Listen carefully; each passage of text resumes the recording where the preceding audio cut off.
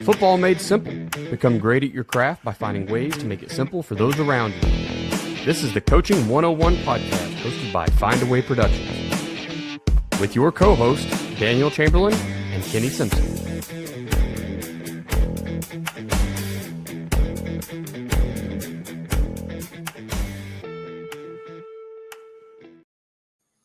What is happening, coaches? This is the Coaching 101 podcast. I am Daniel Chamberlain. That is Kenny Simpson.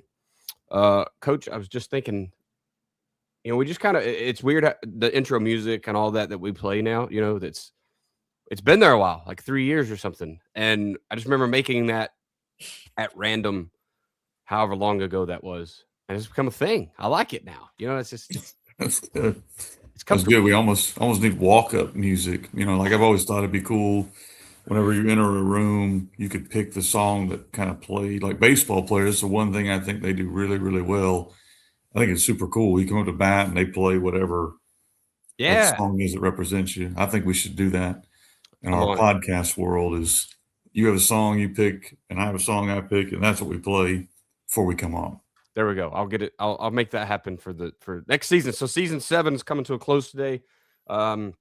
Season 8 next week, we'll get it started. So maybe we'll have our walk-up music by then. You just got to let me know what genre would you go with? You have to pick a walk-up song.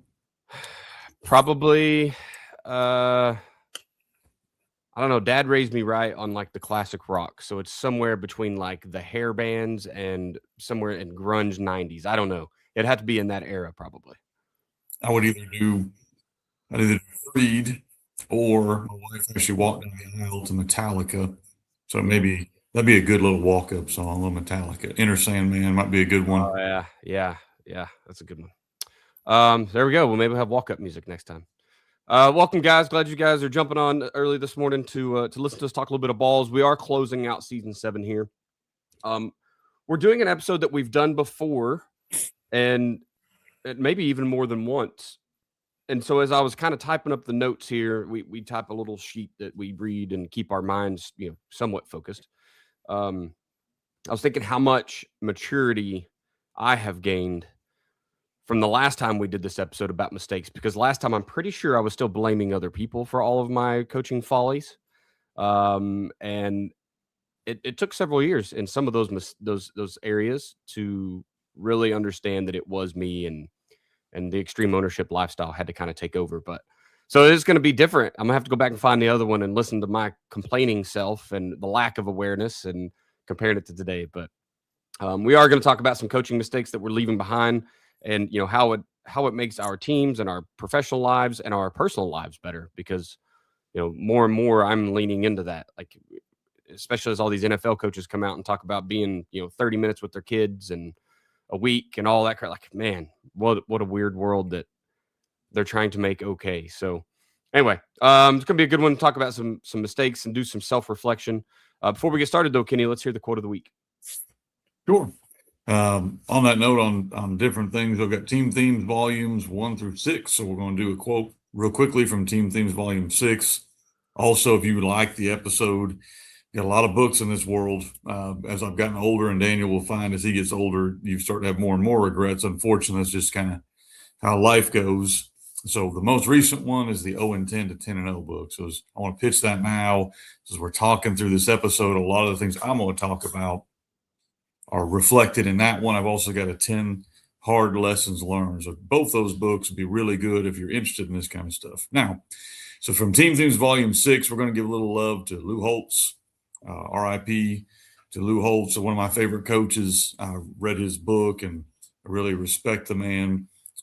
Was a great coach. So his quote says, "The final stretch is where character is revealed. Anybody can compete when they feel good. Finishers compete when it hurts," which obviously he's talking about athletes. Today, we're going to kind of apply that to coaches, because if you're talking about things that you did wrong, that you wish you could do better, or mistakes that you've made, you've probably been in some bad places.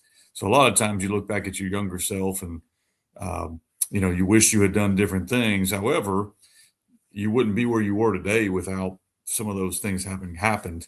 And so, for me, I'm going to try to talk from a place of, hey, I wish I might have known some things back then that were different.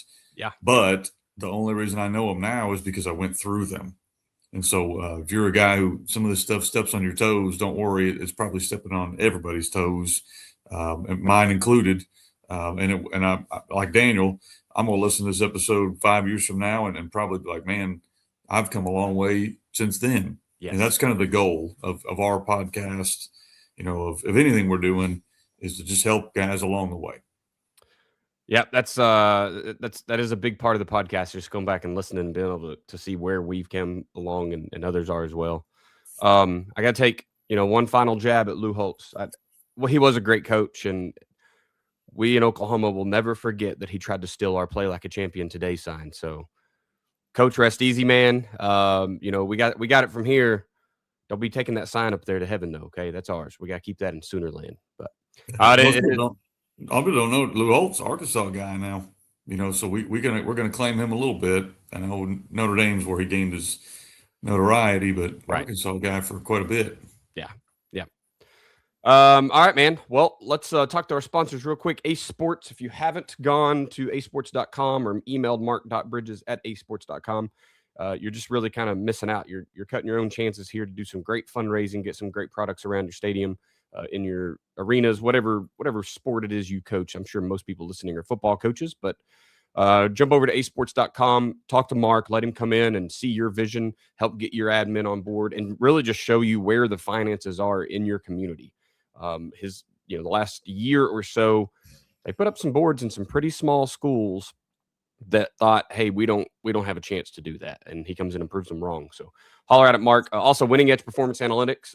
Doug has got the 2.0 thing going. If you guys haven't talked to him either, you need to. Okay. The analytics side, like I'm big into analysis and analytics and data. I think it paints a picture that you may miss, especially if you're a coach that either doesn't know what to look for, or you're on a staff that's pretty young and hasn't got it figured out. What do you watch film for? What are we really looking for? Data can help you at least see what's important. But he's going into, like, this year, he's going to do some stuff with upcoming games instead of being live in game only. Still get that portion, but you can kind of put your upcoming opponent's data into his program and kind of see, it'll show you some reports about what they look like. In fact, he's taking my big play call sheet for defense and how we break down offense, and he's trying to automate my full call sheet, which is about 2.5 hours of work on me that the computer's just going to do it. So I am stoked. So you can get my play call sheet and get whatever you want over from Doug at Winning Edge Performance Analytics. Last but not least, Blended Threads LLC. If you're trying to get your game day swag up, if you're trying to give out swag bags to people, if you want to sell it to your booster club, put it in your, it seems like everybody now is selling preferred seating or season tickets. You can give those people a shirt, a polo, whatever it is. You can get that stuff made through Morgan over at Morgan@blendedthreadsllc.com is her email. Reach out to her. Let her know what you're trying to do. Like, I'm trying to set up a pro shop. Okay, so I want to work with Morgan to set up a pro shop. So it'll be like kind of a drop shipping. They order online. She makes it and sends it to them. I don't touch anything, but the finances are there. So holler at Morgan and just kind of let her know what you're looking for, and let her help you set that up today. Blended Threads LLC out of Central Oklahoma, the Jones area. She knows how to make state championship hats because they just won that this year, and she had to make them all. So, all right, let's jump into it, Kenny. Part one, here's the hard part, right? The kind of the tearing the mask off of it real quick. So what are some coaching mistakes that you've left behind? Yeah, man, I've written books about this, so I don't have to pretend to hide them or whatever, because I guess you get old enough, you just don't care, and you can admit things. And it's hard to do that when you're in the middle of it, but we've had some decent years, which has made it easy. So I cover a lot of these in that 0-10 to 10-0 book, but there's just a few that I was able to jot down as we were talking this morning about what we're going to talk about. So here's a few things that I think I've gotten better at. Not perfect, but I've kind of started to realize this is not right. Number one, Daniel's already kind of alluded to it. I used to always think that time equaled wins. You're raised that way. I was raised that way. My dad and mom raised me right. I think they taught me that hard work is what we're expected to do, and if you work hard, usually things are going to work out for you. And so we try to take that and we apply it into athletics, and there's parts of that are true. So I don't want coaches to listen to this and say, well, Coach Simpson said you don't have to work hard. I'm not saying that at all. But I'm saying things like, this is a dangerous place to be. I felt like if I was a good person, I went to church and I did all the good things and I worked really hard, that God would bless me, which is true. That stuff is true, but I don't think that equates to winning on the field. And I think that's where we kind of get our lines crossed a little bit of, if I work really hard and I'm a good person, I'm going to be blessed, which means I'm going to win championships. That's not really how it works. There's a lot more If to it. only, And right? yeah, I know. And it's a dangerous thought process, because you see a guy who wins it, he's a good person. You go, well, if I'm a good person, then I'm going to win too. And there's a lot more to it. I'm not trying to say that you shouldn't be a good person or you shouldn't work hard. Far from it. You should do those things. But if you're only doing those things to win, not going to really happen. And so I used to think time in the office equated wins. Like, the more time we spent in the office, the more I put on our coaches, the more I put on our kids, the better we were going to be. And then I came across an 0-10 season where I worked harder than I've ever worked my entire life. And our kids worked harder than I think I've had a group ever work in their entire life. And we still went 0-10. And I went, something's wrong with this model. Like, something is wrong here. Maybe I'm a bad person. Maybe I didn't work hard enough. And you step back from the situation and you go, okay, no, we just weren't working very efficiently. Like, I was still a problem. I was not, we were just working to work, like putting in hours, because we didn't really know where we were going. And we didn't step back and set a goal of where we needed to get. We had a lot of other problems, but hard work was not one of those. So it took me a long time to realize you need to work hard. I think God has called us to give the best we can to the people we're serving, which is our kids and our coaches. That being said, you don't need to think you need to work 18 hours a day, 7 days a week. Dane already alluded to it. Miss out on your kids, miss out on your family, miss out on whatever. And that's going to help you win games. It's not. Being efficient with your time, being organized with your time, having a clear goal with your time, understanding how to maximize your talent, those things help you win, not simply the hours. Yeah. So that was the first big mistake that I had to kind of learn. And I'll give a plug to him every time I get a chance. I think Tony Holler, I don't agree with 1,000% of what he says, but I agree with 999%. And I agree with a lot of it. He has a lot of very good stuff on being efficient. And I think we need to listen to that kind of stuff. Number two, thinking that winning or focusing on winning at all costs was the only goal. As I've gotten older, wins matter. I mean, guys, I'm not going to lie to you. You got to win to keep your job most of the time, and if you win a lot, it does make things more fun, like way more fun. But winning is not the ultimate goal of coaching young men at the high school level, I don't think. Now, if you're listening to this and you coach college, they're getting paid now, so they're pretty much professionals. You're in a different world than we're in. Yep. Like, you're there to win. It's a professional relationship. I got into coaching high school kids so that I could mentor young men and help them become better men as they got farther along. But somewhere along the lines, in the heat of the battle, we lose sight of that. Like, we lose sight of what we're trying to do. And so as I've gotten older, I've gotten better at being more patient with them and trying to bring them along, and not thinking that, hey, we won, we were successful. We didn't win, we weren't successful. There's been a lot of times the year we went 10-0, there were still issues I was dealing with in character every game. There were times we really didn't celebrate the win very much because I was worried about something that character was being affected. And then there's been times, this year, our last loss of the season, really good high school, Elkins High School, and it won a state championship. I was super proud of our kids. I thought our kids played their guts out. I thought we played as hard as we could play. I wish I could have done some things better as a coach, but I was as proud of our kids as ever after a loss, because I thought they did everything that was in their power to give themselves a chance. And I think that was, to me, rewarding, that, hey, these kids have bought in and they sacrificed for each other all night long. It was an awesome scene, even though we didn't win. So I think that's a big thing for us, is we don't look at wins and losses. We focus on the process. Like what Nick Saban calls it, the process. We call it, like, are we becoming better? Are we getting better as a person? Are we getting better as a player? Are we getting better as a student? If we are, then we're doing our job. Yeah. Number 3 for me, trying to look for new trends and do things to be cool.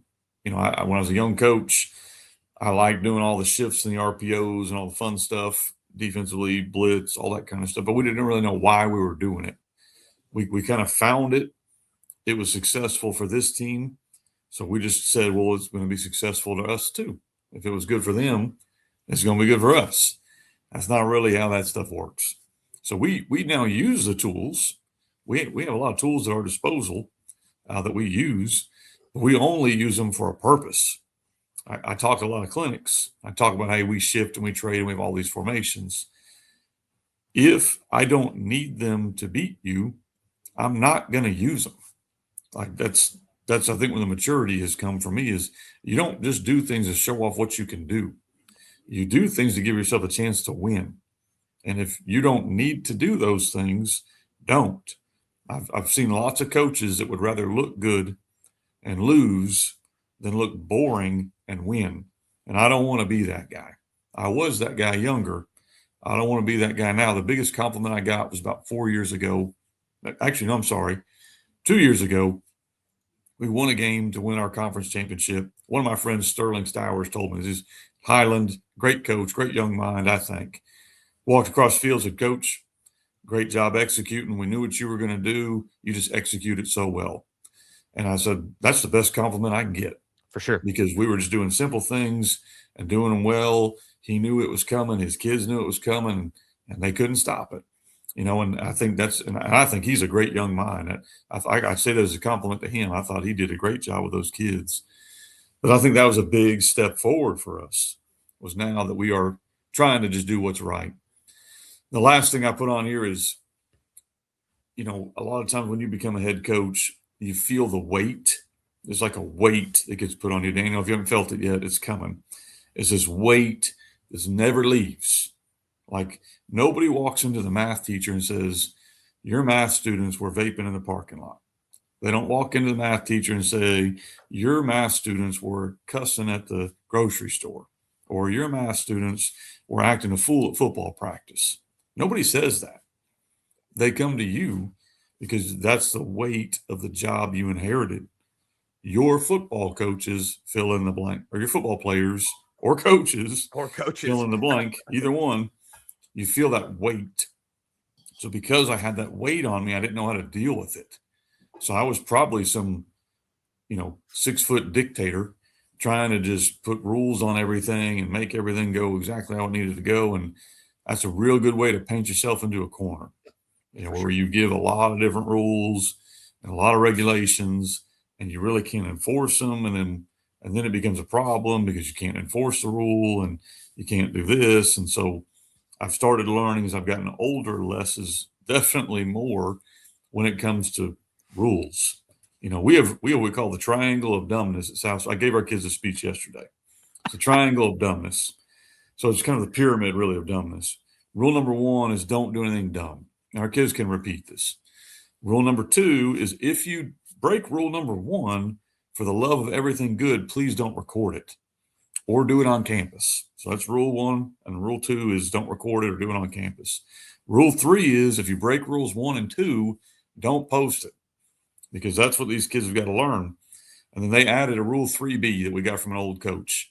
Don't add to the population or take away from the population. That's right. You kind of follow those 3 rules in our program. I can basically put every issue I got to deal with there, and I can deal with that issue individually. Because here's another reality coaches got to face. My son, I think, is kind of blessed. He's got 2 parents. He's got an awesome mom who's going to wake him up and make him come on time. She's going to make sure he's had 3 meals a day. She's going to make sure he's got whatever. And in the other corner, I've got a guy who's a dad to a 2-year-old who's paying the bills, who's dealing with whatever. Those 2 are not equal. No. And if I treat them as equal, we're going to have lots of problems. Now, that doesn't mean we don't have a standard. That doesn't mean we don't want our kids to improve to the standard. But if you're asking those 2 situations to be equal, you're going to set yourself up for failure. So if you kind of have these rules of don't do anything dumb, don't do this, now I can individually deal with people. And wherever their situation is, I can find out the background and I can help work them through it. What you'll be criticized on, because I'm criticized all the time, is I'm not fair. Well, neither is life. And as a football coach, you're just supposed to do the best you can for your program and for your kids. And you pray that God helps you through those hard situations. So those are the things I think I've learned the most. I could list more, and I detail a lot of those in that 0 and 10 to 10 and 0 book too. I think people have a misconstrued up. I don't know what word I'm looking for. They think that fair is equal and equal is fair, and they aren't the same, right? You just mentioned a very easy case.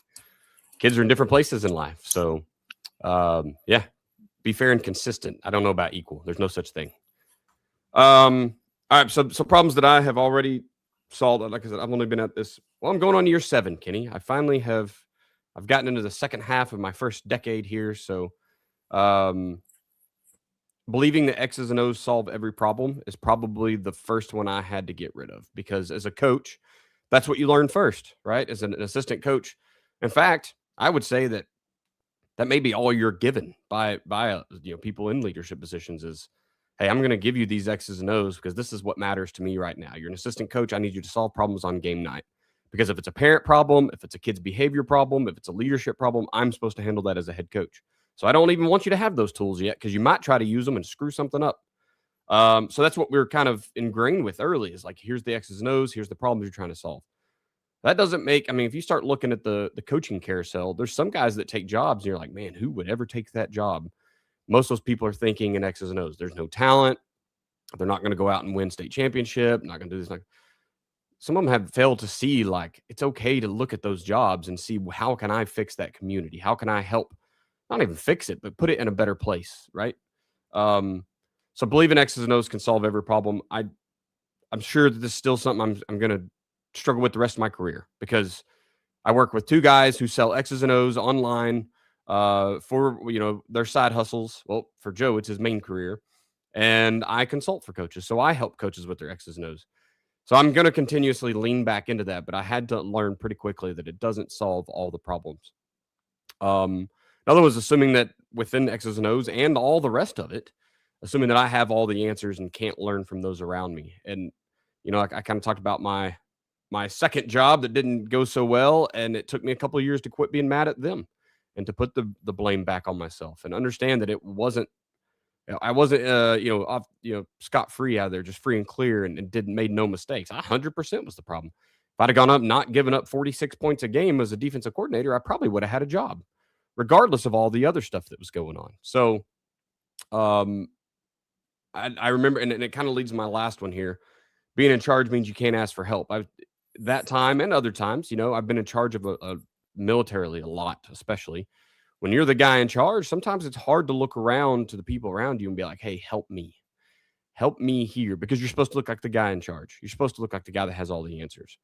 And we kind of you talk about that weight. I think that weight is for all coordinators, everything. Goes back to remember the Titans, right? Defense coordinator's like, all right, Herman Boone, I'm getting my tail whipped over here. It's time for some help. In the state championship game, like, it took him all season to reach out and say, hey, dude, help me out here. I think we fall into that a lot, because if you ask for help, you may look a little weak, right? You may not look like you know what's going on. So I'm sure there's a ton of other coaching mistakes I left behind. Luckily, I got in with some good mentors early, and so I skipped a lot of hiring. All your friends was one I saw other people make. I'll just fill up your football staff with your friends, because it's just going to be the hangout spot for you when you're away from your family. It might as well be with your friends. But sometimes you need guys that just know ball. Sometimes you just need to get the old guy who's just looking for his retirement gig, because he can help you with the stupid situations, because he's seen them all, 10 times. So I learned that pretty early on from my mentors. And a ton more, but we could kind of be here all day talking about mistakes. So let's go ahead and jump on to part 2 here, Coach. And why is it so hard for coaches to not be able to see their own mistakes, or to see their own mistakes, I guess?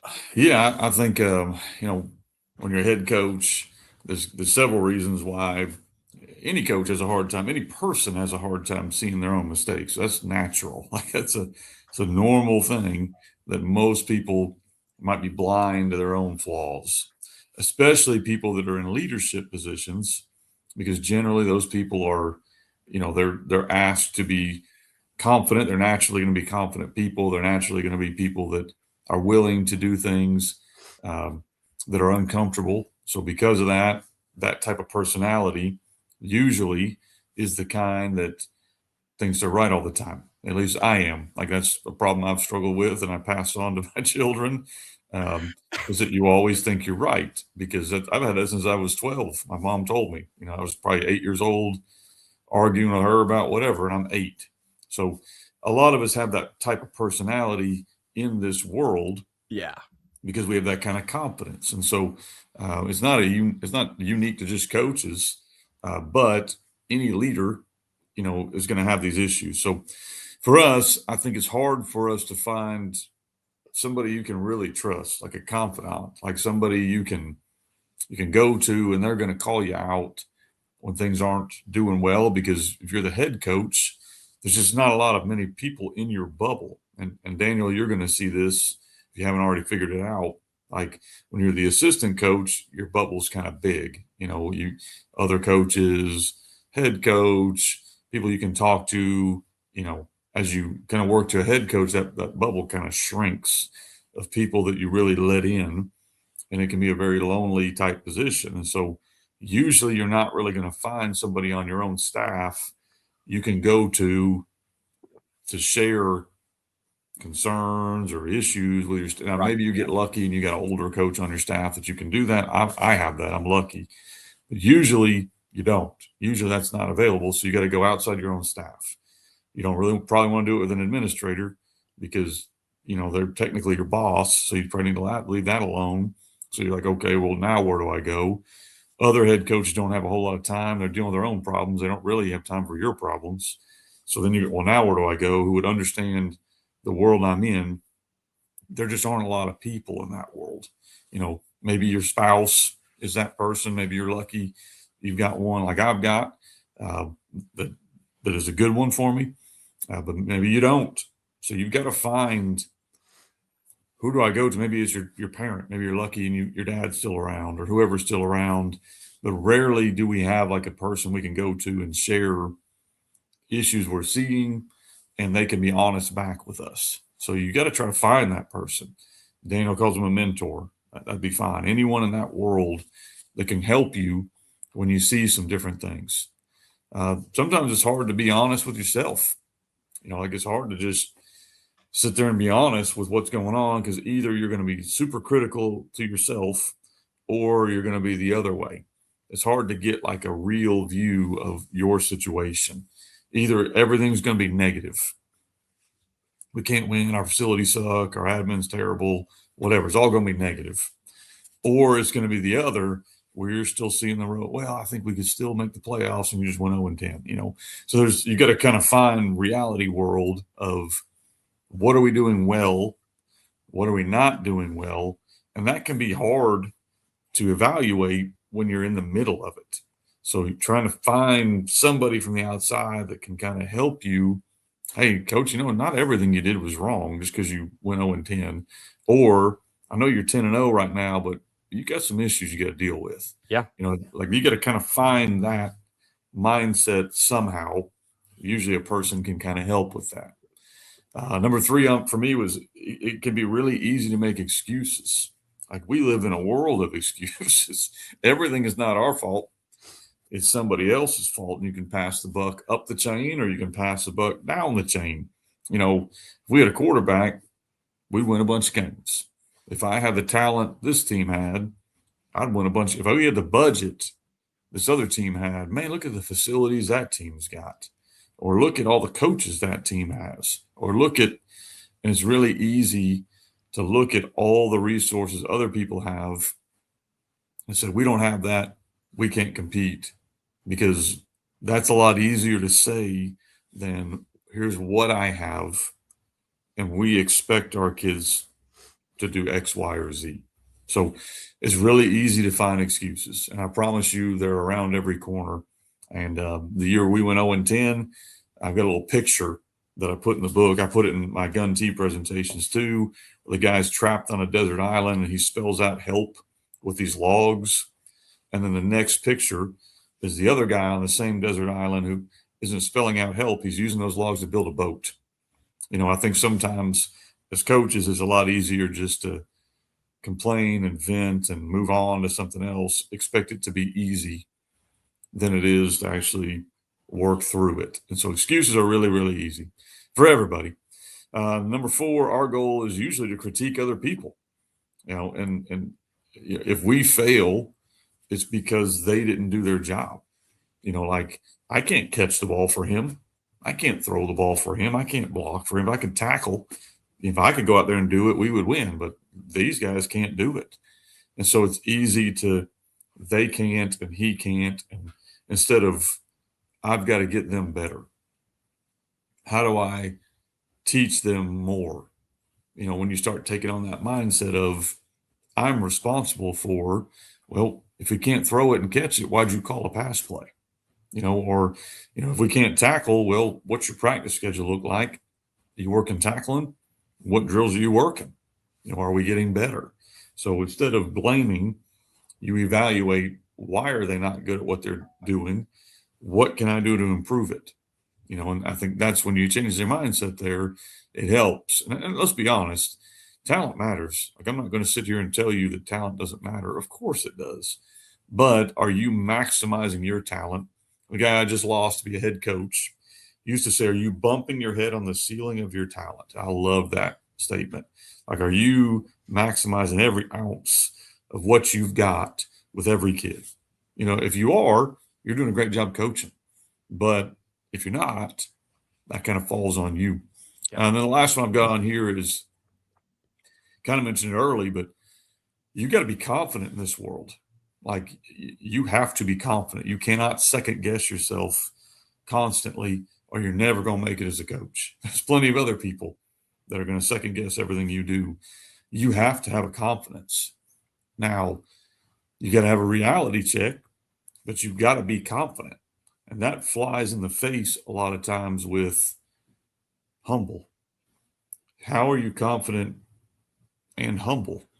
And it's really hard to find that balance, because what usually happens for most coaches, it did for me, was you go confidence and cockiness.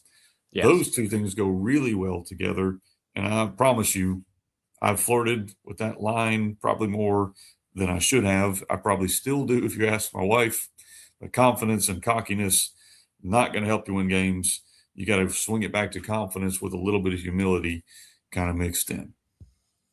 Yeah, that's a line that I think a lot of us struggle with too, is like, how do you ride that line between confident and cockiness? And that's kind of getting to what I'm talking about here. And we're in a type A personality ran industry. I mean, if there's a guy that's in football coaching that isn't type A, I would like to shake his hand and ask him, how do you even exist here? Because that's what this is, right? It's just a bunch of testosterone fueled guys that all think they're right. And sometimes that does lead to cockiness, right? And you get a little bit of that swagger in your step, and you do some things right, and somebody's got to knock you off that pedestal sometimes.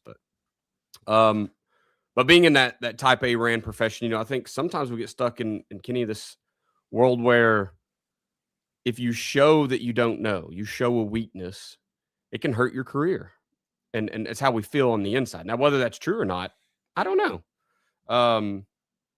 But it's definitely a place where I feel like we tiptoe around that a lot. With, you talked about it, find a confidant, find somebody who's not going to blast this to everyone else. Maybe I don't know an X's and O's. Maybe I don't know. 1 second, buddy. Maybe I don't know, how to handle this parent, or, what do I do if my kid gets caught with, something at school he's not supposed to have, or what? There's all these things that can go wrong. And it's a bunch of kids whose brains aren't developed that we're trying to control. It's herding cats, man. We're herding cats as a profession. And we're supposed to act like we confidently know how to do that. So I think it does open us up to not being able to see those mistakes, because you start hiding them, or not necessarily hiding them, but just, you talk about the excuse, right? I mean, I guess it could be an excuse to say, hey, we're herding cats. I don't know. It just depends on how far you want to take that. But it is a job that isn't super easy, and we're trying to simplify and not have rules and all this stuff, right? Because we want the world to be easier for us. Anyway, I think if you show that weakness, it can definitely hurt your career. I think we are just blinded by the world that, I mean, I don't know that it's ego sometimes as much as it's just there's a lot going on, Kenny. From you've got family at home, you've got, for us, the internet side of this business where we're trying to go out and ensure that our voice is heard and it reaches a certain, as many people as we can get it to reach. We've got to take care of our own staff and our own kids and our own programs. My son's gonna flip out of the chair. Everyone say hi to Liam. Hi, Lily. He's about to go to daycare, but this is spring break in Oklahoma, by the way. I know you Arkansas guys are next week. But you can kind of just be blinded by the fact there's so much going on. And so it's hard to find where you have become a failure because I'm being successful maybe in 8 out of 10 things, right? That can get into the X's and O's on Friday nights. That can get into how you're leading your program, how you're handling things at home or in the building. But often, you can, one or two things can slip through the cracks and you may not see it immediately. So I think that's another place where coaches may not see their own mistakes because they're good at almost everything. And then there's those things that are just, kind of slipping through the cracks. So let's jump in the last part here, Kenny. How do we find a healthy way to improve ourselves? Well, we've hit on a few of these already, so I'll kind of quickly hit those. But I think you got to find a mentor or a confidant or somebody you can trust to bounce ideas back and forth with. And that can be with the internet now. I mean, there are ways to connect with people across the world, so that's good. But you need somebody who's probably relatively local, who kind of knows really what's going on with your school. Preferably, in my opinion, somebody older with more experience, if that's an option. I think number two, you got to take care of yourself. You got to take care of yourself and your family. So like, it's not cool to get 4 hours of sleep. Like it's not good or healthy. It's not going to help you be a better coach. Whatever your minimum is, I think we all have differences. I like to sleep. So for me, I need to get about 7 to 8 hours to be, I can get by on 5 or 6, but I need about 7 or 8 to really be fresh, ready to go. I got to spend time doing things I like. Like we travel a bunch. I know I do a lot of clinics and people go, Coach, how do you do all these clinics? Well, I get to take my family on these. My son got to see Boston. My wife got to go to San Diego. We find ways to spend time with people that we care about because that's what I enjoy doing. I enjoy traveling and I enjoy being with my family. Maybe you enjoy fishing or you enjoy hunting or you enjoy reading or you enjoy whatever that might be. You got to carve out a little bit of time for that. I think you got to carve out time for your family for sure, especially if you're married and have kids. I mean, you owe them that.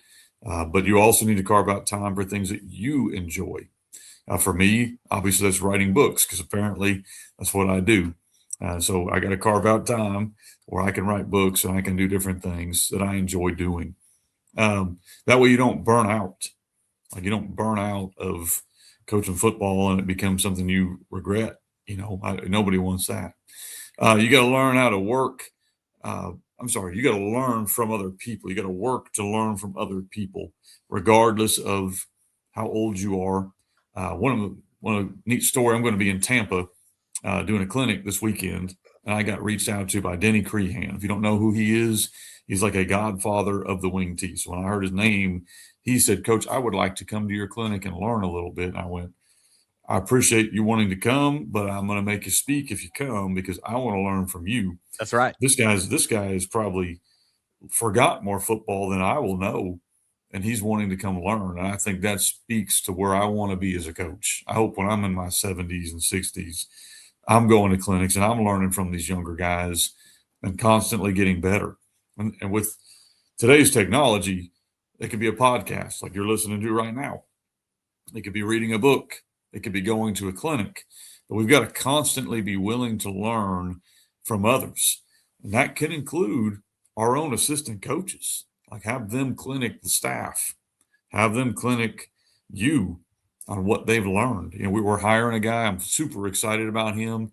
He's been blowing my phone up, and I love it because he's been digging into our offense and digging into this. Well, Coach, what do you think about this? What do you think about that? What do you think about this?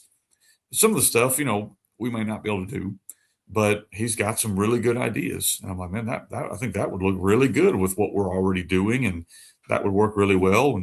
And do some more research on that, and then get back with me, and then you tell me how to do that, and then if that works, we'll put it in. I think that's kind of, and I'm traveling the country talking about offense, but I'm asking this guy coming in, hey, you bring me some stuff that you think will work. Let's work together and let's put something together. So there's a lot of people you can learn from. And I think you need to constantly be continuing to learn. Yeah, I love it. Being a lifelong learner has definitely eliminated. It has minimized my need to identify all the common things because I'm listening to all these other people talk about the little things, where they missed a step, where they improve themselves. In fact, Joe and I, we have our level up part of that podcast because it's just like, what did you do this week? And that's a weekly focus. What did you do this week to be better? And sometimes it's just simply, I took a step back this week and just hung out with my friends or my family.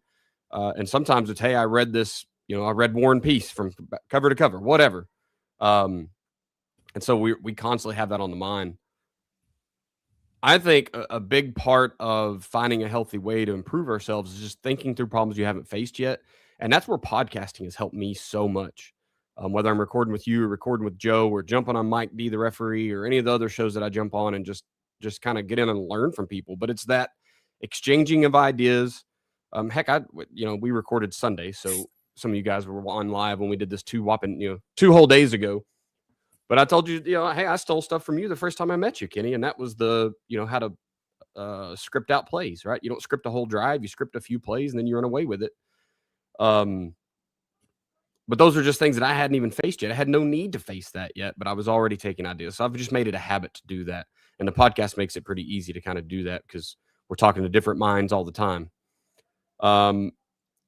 Consistently getting feedback from the staff, I think that's a super healthy way, but you have to build that culture. We just talked earlier, it's type A mentality world. Guys don't necessarily want to hear, they want to give you feedback. I promise you, everybody around you wants to tell you where you're screwing up. They may not want to pat you on the back, and they may not want to hear their own flaws, right? So you got to build that culture. My wife is a physical therapist, and she worked for a company a while back that did some things right. And one of the things I liked about their company is they had an Army would call it an AAR, an after action review. You go through an event. It doesn't matter if you walk to the schoolhouse from your car or if you coached a football game. You can AAR anything. But they would, have a weekend or whatever. And they just have a phone call. And it was basically, we came to your clinic. We observed you doing your work. Here's where we think you succeeded. Here's where we think you need to improve. But what I really liked about it is during the improvement part, all that the person being evaluated could say was thank you. That's it. And that was the rule. All you can say is thank you. It didn't matter if you agreed, disagreed, because you're going to make the changes or you aren't. You're not going to, having an argument in this phone call or this evaluation is not going to change. So they build the culture of thank you. Thank you for evaluating me, whether I agree or disagree. And I think that's really neat. We have to learn that. And militarily, I had to learn that, right? You sit in those and you get picked apart. You start defending yourself, man. When someone starts picking out your flaws, you put the armor on. Where's my sword? We're going to battle. You want to tell me that I did something wrong? So I had to learn, and as a lot of the leaders around me had to learn, like sometimes you just say thank you, move on, make the changes that are necessary. But those end of season evals, let your coaches pick you apart. Let them be honest, because if you start that culture and give it guidelines, I don't need you AARing me on Friday night in the middle of a game. Hey, coach, that call sucked. Yeah, okay. If we went for negative, okay, let's solve it. Why did that call suck? But at the end of the season or on Saturdays, whatever it is that your culture needs, let people evaluate you. But also reach up to your supervisors. Reach out to other peers. You kind of talk. Other head coaches ain't got time during the season, but afterwards you may go sit and talk with someone. I hope Bill Blankenship is available after my first season head coaching, because I want to sit in his office and just talk through all the stuff I'm going to face, right? And get the view from, he's at 10,000 feet at this. I'm barely getting off the ground. So, and other head coaches too that are in my circle. I hope that I can go pick on them. And the last one here is you just can't be afraid to hear the hard truths. Sometimes in life, we're going to make those mistakes. Having a friend of mine tell me finally Hey, Daniel, maybe that year 2 thing was on you. It doesn't matter the quality of person that you were working with. Maybe it was on you, and maybe it was a good thing that you got out of there, right? Stuff happens, man, but you're going to have to hear that hard truth eventually. Sometimes it's from yourself. You got to admit to yourself you don't know what you thought you did. I'm not as smart at this as I thought. I don't have all the answers, kind of all the other stuff we've hit in this podcast. Sometimes you just can't be afraid to hear the hard truths, whether that is your spouse, your confidant, your mentor, your coaching staff, your boss. Sometimes it's your kids. I still remember Beckett telling me at 4 years old, "Daddy, I wish you'd never became a football coach." Like, that was a hard truth I needed to hear. I was doing a lot. I was gone a lot, and I had to make some changes with my time. And so you got to hear those hard truths and be okay with it. Just be ready for them. So. All right, I think we've pushed the time. We'll cover that other section here another time. Let's jump into our sponsor ads here. So one last time, go over to asports.com, talk to Mark Bridges, mark.bridges@asports.com. Email him, share your vision, let him come build it out with your admin and with your staff and the people around your building. Winning Edge Performance Analytics, jump over and talk to Doug. Doug is ready to get you guys in right now. Like I said, he's got the 2.0 coming out. He wants to help you plan for an opponent. He's working on a bunch of different methods to get call sheets in your hand automated with your huddle data. So that, I can tell you, mine is going to be down and distance by personnel, favorite run types or run plays and pass plays out of certain personnel. So that's something we're working on. So get ready some automated reports out of WEPA. And then last but not least, email Morgan over at Blended Threads LLC, Morgan@BlendedThreadsLLC.com. Shoot her an email if you're wanting to, like I said earlier, build those swag bags, get your sidelines looking good.